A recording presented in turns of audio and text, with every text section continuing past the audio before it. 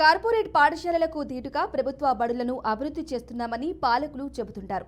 అయితే క్షేత్రస్థాయి పరిస్థితులు మాత్రం అందుకు భిన్నంగా ఉన్నాయి. రాష్ట్రంలోని అన్ని పాఠశాలలను అభివృద్ధి చేశామని ప్రభుత్వం గొప్పలు చెబుతున్నా కొన్ని బడులు మాత్రం ఇప్పటికీ కనీసం మౌలిక వసతులు లేక దుర్భర పరిస్థితుల్లో ఉన్నాయి.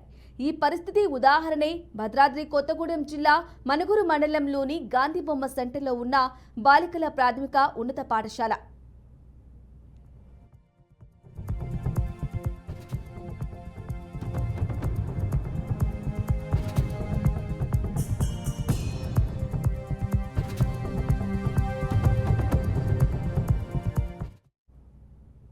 ఈ పాఠశాల 60 సంవత్సరాల క్రితం కట్టిన పాఠశాల కావటం వల్ల శిథిలావస్థలో ఉంది.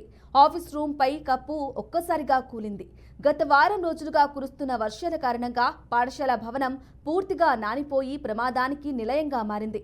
విద్యార్థులను బడికి పంపాలంటే తల్లిదండ్రులు భయపడుతున్నారు.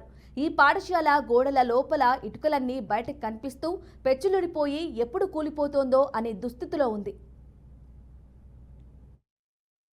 I'm Sri Varsha. I am studying in 9th class, ZPHS Girls Manuguru. మా స్కూల్లో వర్షం పడడం కారణంగా చెమ్మ వచ్చి వర్షం నీళ్లు చుక్కలు పడుతున్నాయి. అలాగే గోడలు పుట్టుకుంటే షాక్ కొడుతుంది. అలా మన స్టాఫ్ రూమ్ కూడా కూలిపోయింది. మేడమ్స్ అందరూ లైబ్రరీలో ఉంటున్నారు.